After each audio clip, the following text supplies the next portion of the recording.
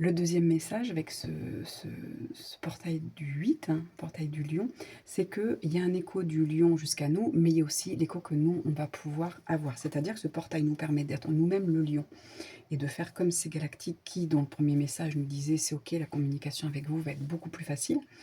Mais également, si vous vous engagez, que vous faites un petit rituel, un petit rituel, c'est pas forcément avoir une bougie, un autel, faire beaucoup, beaucoup de choses. Un rituel, ça peut être déjà simplement de se mettre en méditation pour mettre une paix et une joie à l'intérieur de nous, se mettre dans une fréquence plutôt 5D, vous voyez, 4-5D, pour oublier voilà tous les soucis, les émotions qui viendraient nous perturber. Une fois on a trouvé cette paix, les guides là nous invitent à, à nous engager sur de l'amour. C'est la première chose qu'ils nous demandent. C'est-à-dire que là, ce portail va nous permettre, nous aussi, de rugir. C'est-à-dire que si je souhaite un nouveau futur, que je souhaite un nouveau futur professionnel, vous savez, on a déjà expliqué qu'il y a plusieurs futurs possibles devant nous, mais selon la fréquence que vous avez, vos croyances et vos pensées, vous allez attirer l'un ou l'autre. Aujourd'hui, il nous invite à faire rugir le lion en nous, c'est-à-dire à mettre de l'écho pour attirer ce futur qui nous attend. Ce futur parfait qui nous attend. Parfait dans le sens où il est parfait pour nous. Si, je veux un nouveau futur professionnel, eh bien, une fois que je me suis mise en méditation, que je suis en paix et en joie, je vais imaginer ce que je souhaite. C'est pas forcément avec plein de détails, mais déjà, ça peut être un travail où vous vous levez le matin, vous êtes heureux et quand vous rentrez, vous êtes super content. Voilà, vous avez fait quelque chose de qui vous convient.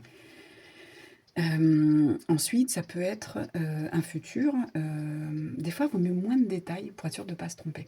Dans le sens où, imaginez, vous dites: «Oh là là, moi j'aime les gens, je veux faire thérapeute». Oui, mais peut-être que vous avez besoin d'une thérapie, pas forcément d'être thérapeute. Donc dans ces cas-là, vous allez attirer le futur où vous êtes thérapeute, mais ça ne va pas marcher ou ça ne va pas vous combler parce que c'était pas la ligne qui était juste. C'était pas vous n'avez pas entendu le bon message. Alors que si vous demandez déjà un travail où vous êtes heureux, heureuse, où il y a du monde, où vous êtes seul, où vous voyagez, vous voyez, vous demandez quelque chose qui peut vous convenir.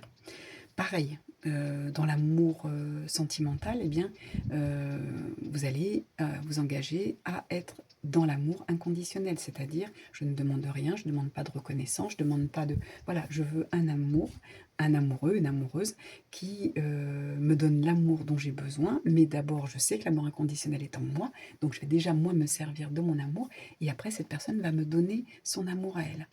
Et du coup, c'est sans condition, c'est-à-dire que je n'ai pas d'attente, je n'ai pas besoin de reconnaissance, je n'ai pas besoin de telle ou telle chose, c'est parfait. Et là, ça va me rendre heureux ou heureuse. Vous voyez? Donc on s'engage à mettre de l'amour inconditionnel dans tout ce qu'on veut, que ce soit professionnel, sentimental ou autre.